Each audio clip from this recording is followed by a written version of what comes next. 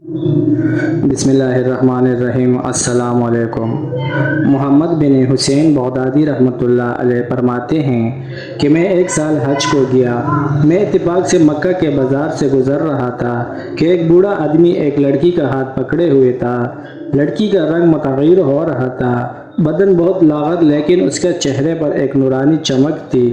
وہ بوڑھا پکار کر کہہ رہا تھا کہ کوئی اس لڑکی کا خریدار ہے، کوئی ہے جو اس کو پسند کرے، کوئی ہے جو 20 اشرفی سے اس کی قیمت زیادہ دے، اس شرط پر کہ میں اس کے ہر عیب سے بری ہوں۔ میں نے اس شخص کے قریب جا کر پوچھا کہ اس باندی کی قیمت کا حال تو معلوم ہو گیا، اس میں عیب کیا ہے؟ وہ کہنے لگا کہ یہ لڑکی پاگل ہے، ہر وقت غمزدہ رہتی ہے، رات بھر نماز پڑھتی ہے، دن بھر روزہ رکھتی ہے، نہ کھاتی ہے نہ پیتی ہے، ہر جگہ بالکل تنہائی پسند کرتی ہے۔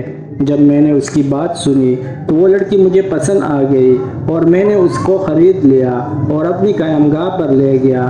میں نے اس کو دیکھا کہ وہ زمین کی طرف سر جھکائے بیٹھی ہے، پھر اس نے سر اٹھایا اور کہنے لگی کہ میرے چھوٹے آقا، آپ کا وطن کہاں ہے؟ اللہ تعالیٰ آپ پر رحم کرے۔ میں نے کہا عراق ہے۔ کہنے لگی کون سا عراق، بصرہ یا کوفہ؟ میں نے کہا دونوں نہیں۔ کہنے لگی تو کیا آپ بغداد کے رہنے والے ہیں؟ میں نے کہا ہاں۔ کہنے لگی واہ واہ، وہ تو عابدوں کا شہر ہے، زاہدوں کا شہر ہے۔ مجھے تعجب ہوا کہ یہ باندی ایک کوٹڑی سے دوسری کوٹڑی میں جانے والی، اس کو عابد و زاہدوں کی کیا خبر؟ میں نے اس سے دل لگی کے طور پر پوچھا کہ تو ان میں سے کن کن عابدوں کو جانتی ہے؟ کہنے لگی مالک بن دینار رحمۃ اللہ علیہ، کو بشر حافی، کو صالح مری، کو ابو حاتم سجستانی، کو معروف کرخی، کو محمد بن حسین بغدادی، رابعہ ادوا، شغوانہ، میمونہ۔ میں نے اس سے پوچھا کہ تجھے ان سب کا حال کس طرح معلوم ہوا؟ کہنے لگی اے جوان، میں ان کو کیسے نہ جانوں؟ اللہ کی قسم، یہ لوگ دلوں کے طبیب ہیں۔ یہ وہ لوگ ہیں جو اللہ کے عاشقوں کو اللہ کا راستہ بتاتے ہیں۔ پھر اس نے 4 شعر پڑھے جن کا ترجمہ یہ ہے، یہ وہ لوگ ہیں جن کے فکر اللہ کے ساتھ وابستہ ہو گئے، بس ان کے لیے کوئی فکر ہی کسی اور کا نہیں رہا۔ ان لوگوں کا مقصد صرف ان کا مولا اور ان کا سردار ہے۔ کیا ہی بہترین مقصد ہے جو صرف ایک بے نیاز ذات کے واسطے ہیں۔ نہ تو دنیا ان سے الجھتی ہے اور نہ کانوں کی عمدگی، نہ دینے کی لذت، نہ اولاد، نہ ان سے اچھا لباس جھگڑتا ہے، نہ مال کی روز افزو زیادتی، نہ تعداد کی کثرت۔ اس کے بعد میں نے کہا اے لڑکی، میں محمد بن حسین ہی ہوں۔ کہنے لگی کہ میں نے اللہ سے دعا کی تھی کہ تم سے میری کہیں ملاقات ہو جائے۔ تمہاری وہ دلکش آواز کیا ہوئی جس سے تم مریدین کے دلوں کو زندہ کیا کرتے تھے، وہ اور سننے والوں کی آنکھیں اس سے بھر جایا کرتی تھی؟ میں نے کہا بحالہ موجود ہے۔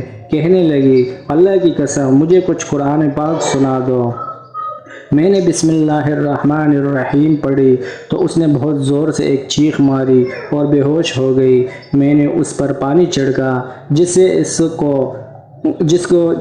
اس کو افاقہ ہوا تو کہنے لگی جس کا نام کہ یہ اثر ہے، اگر میں اس کو پہچان لوں اور جنت میں اس کو دیکھ لوں تو کیا حال ہوگا؟ پھر کہنے لگی اچھا پڑھیے، اللہ جل شانہ آپ پر رحم کرے۔ میں نے یہ آیات پڑھی، جو لوگ برے کام کرتے ہیں کیا وہ یہ گمان کرتے ہیں کہ ہم ان کو ان لوگوں کے برابر کر دیں گے جو ایمان لائے اور اچھے عمل کیے کہ ان کا سب جینا مرنا ایک سا ہو جائے؟ جو ایسا گمان کرتے ہیں بہت بڑی تجویز کر رہے ہیں۔ یہ آیات سن کر وہ کہنے لگی کہ اللہ کا شکر ہے، ہم نے کبھی کسی کی نہ پرستش کی، نہ کسی صنم کو بوسہ دیا۔ اور کچھ پڑھیے، اللہ آپ پر رحم کرے۔ میں نے پڑھا بے شک ہم نے ظالموں کے لیے آگ تیار کر رکھی ہے جس کی کناتیں ان کے چاروں طرف سے گرے ہوں گے، اور اگر وہ لوگ فریاد کریں گے تو ایسے پانی سے ان کی فریاد درسی کی جائے گی جو تیل کے تلپٹ کی طرح ہوگا، اور ایسا سخت گرم مونہوں کو پکارے گا۔ کیا ہی برا پانی ہوگا، اور جہنم کیا ہی برا ٹھکانہ ہوگا۔ وہ کہنے لگی تم نے اپنے دل پر نا امیدی لازم کر دی، اپنے دل کو امید اور خوف کے درمیان معطر کرو۔ کچھ اور پڑھو، اللہ جل شانہ آپ پر رحم کرے۔ تو میں نے پڑھا، بہت سے چہرے اس دن خنداں و شاداں ہوں گے، اور یہ پڑھا، بہت سے چہرے اس دن بارونق ہوں گے اور اپنے رب کی طرف دیکھتے ہوں گے۔ اس پر وہ کہنے لگی، ہائے مجھے اس دن اس کی ملاقات کا کتنا اشتیاق ہوگا جس دن وہ اپنے دوستوں کے لیے تجلی فرمائے گا۔ کچھ اور پڑھیے، اللہ تعالیٰ آپ پر رحم کرے۔ میں نے یہ آیات پڑھی۔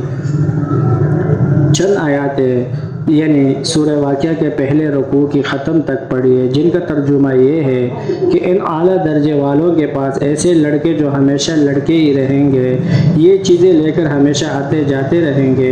آپ پورے اور آفتابے اور ایسا گلاس جو بہتی ہوئی شراب سے بھرے گئے ہوں گے کہ نہ اس شراب سے ان کو سر کا درد ہوگا، جنہیں چکر آئے گا، نہ عقل میں فطور آئے گا، اور ایسے میوے لے کر آئیں گے جن کو یہ لوگ پسند کریں گے، اور پرندوں کا گوشت جو ان کو مرغوب ہوا، اور ان کے لیے خوبصورت بڑی بڑی آنکھوں والی حوریں ہوں گی جیسا کہ حفاظت سے پوشیدہ رکھا ہوا موتی۔ یہ سب کچھ بدلہ ہے ان اعمال کا جو وہ دنیا میں کیا کرتے تھے۔ یہ لوگ جنت میں ان بک بک سنیں گے، نہ کوئی اور بیہودہ بات، بس سلام ہی سلام کی آواز ہر طرف سے آئے گی۔ اور نمرود کے حضرات جو داہنے والے ہیں، یعنی ان کے اعمال نامے داہنے ہاتھ میں ملے ہیں، وہ داہنے والے بھی کیسے اچھے آدمی ہیں۔ وہ ان باغوں میں رہیں گے جہاں بغیر کانٹوں کی بیڑیاں ہوگی، اور تابہ کیلے لگے ہوں گے، اور بہت لمبا سایہ ہوگا، اور بہتا ہوا پانی ہوگا، اور بہت کثرت سے میوے ہوں گے جو نہ ختم ہوں گے، اور نہ ان میں کسی قسم کی روک ٹوک ہوگی، جتنا جس کا دل چاہے کھائیں، اور اونچے اونچے فرش ہوں گے، اور ان کے لیے بھی عورتیں ہوں گی جن کو ہم نے خاص طور سے بنایا، یعنی ایسا بنایا کہ وہ ہمیشہ ہمیشہ کنواریاں ہی رہے گی، یعنی صحبت کے بعد پھر کنواری بن جائے گی، اور ناز و انداز کے لحاظ سے محبوبہ ہوگی، اور جنت والوں کی ہم عمر ہوگی، اور یہ سب چیزیں داہنے والوں کے لیے ہیں۔ ترجمہ ختم ہوا۔ پھر وہ لڑکی مجھ سے کہنے لگی، میرا خیال ہے کہ تم نے بھی حوروں سے منگنی کی ہے، کچھ ان کے محرم کے واسطے بھی خرچ کیا ہے۔ میں نے پوچھا کہ مجھے بتا دیں ان کا مہر کیا ہوگا۔ میں تو فقیر آدمی ہوں۔ کہنے لگی، رات کو تہجد پڑھنا، دن کو روزہ رکھنا، اور فقراء اور مساکین سے محبت رکھنا۔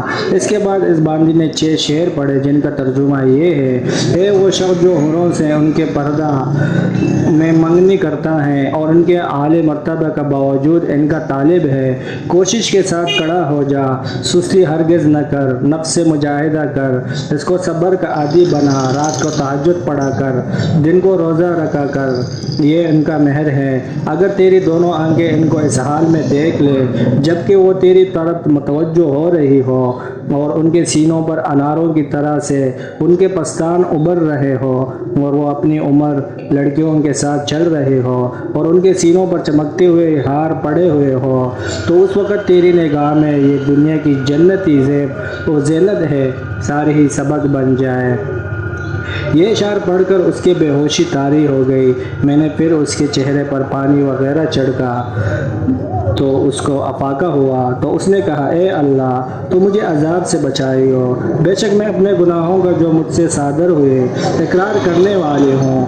تو نے کتنی کثرت سے میری خطاؤں کی لغزش معاف فرمائی ہے۔ تو بڑے فضل والا ہے، بڑے احسان والا ہے۔ لوگ مجھے اچھا گمان کرتے ہیں، لیکن اگر تو میری خطائیں معاف نہ کر دے تو میں بدترین ہوں، میرے لیے کوئی تدبیر نہیں اس کے سوا کہ تیری بخشش کی امید ہے، اور تیرے ساتھ مجھے حسن ظن ہے کہ تو ضرور کرم کرے گا۔ یہ اشعار پڑھ کر اس باندی کو پھر غشی ہو گئی۔ میں جو اس کے قریب پہنچا تو وہ مر چکی تھی۔ مجھے اس کے انتقال کے بعد صدمہ ہوا۔ میں اٹھ کر بازار گیا کہ اس کی تجہیز و تکفین کا سامان خرید کر لاؤں۔ جب میں بازار سے لوٹا تو وہ کفنی کفنائی، خوشبو لگی ہوئی، معطر نش رکھی ہوئی تھی۔ 2 سبز کپڑوں میں اس کا کفن تھا جو جنت کا لباس تھا۔ کفن میں 2 سطریں نور سے لکھی ہوئی تھی۔ پہلی سطر پر لا الہ الا اللہ محمد الرسول اللہ لکھا ہوا تھا، دوسری پر یہ لکھا تھا، خبردار ہو کہ اللہ کے ولیوں کو نہ تو خوف ہوتا ہے نہ غمگین ہوتے ہیں۔ میں اور میرے ساتھی اس کے جنازے کو اٹھا کر لے گئے، جنازے کی نماز پڑھ کر دفنا دیا، اور میں اس کی قبر پر سورہ یاسین شریف پڑھ کر اپنے حجرہ میں چلا آیا۔ میری آنکھوں سے آنسو بہہ رہے تھے، دل اس کے فراق سے غمگین تھا۔ واپس آ کر میں نے 2 رکعت نماز پڑھی اور سو رہا تھا۔ خواب میں دیکھا کہ وہ لڑکی جنت میں پھر رہی ہے، نہایت مہکتے ہوئے زعفران کے باغیچے میں ہے، ریشم کے اور استبرق کے جوڑے پہن رہی ہے، اس کے سر پر ایک موتیوں سے جڑا ہوا تاج ہے اور پاؤں میں سرخ یاقوت کے جوتے ہیں، مشک و عنبر کی خوشبو اس سے مہک رہی ہے، اس کا چہرہ شمس و قمر سے زیادہ روشن ہے۔ میں نے کہا اے لڑکی ذرا ٹھہر تو، یہ تو بتا کہ یہ مرتبہ کس عمل کی بدولت تجھے ملا؟ کہنے لگی کہ فقراء اور مساکین کی محبت سے اور استغفار کی کثرت سے اور مسلمانوں کے راستے میں سے تکلیف دینے والی چیزوں کے ہٹا دینے سے۔ پھر اس نے 3 شعر پڑھے جن کا ترجمہ یہ ہے: مبارک ہے وہ شخص جس کی آنکھیں راتوں کو جاگتی ہو اور اپنے مالک کے اشک کی بے چینی میں رات گزار دے، اور کسی دن اپنی کوتاہیوں پر نوخہ کر لیا کرے اور اپنی خطاؤں پر رو لیا کرے اور شب کو اکیلا کھڑا ہو، اللہ کے عذاب کے خوف سے اختر شمار کرتا ہو، اس حال کی اللہ تعالی شانہ ہو کہ نگاہ حفاظت کر رہی ہو، اللہ پاک کی رحمتیں ہو اس پر اور اس کی راہ چلنے والے مسلمان عورتوں پر، ستاروں کی تعداد کے برابر، بارش کے قطروں کے برابر، درختوں کے پتوں کے برابر، ریت کے ذروں کے برابر۔ آمین ثم آمین۔ جزاک اللہ۔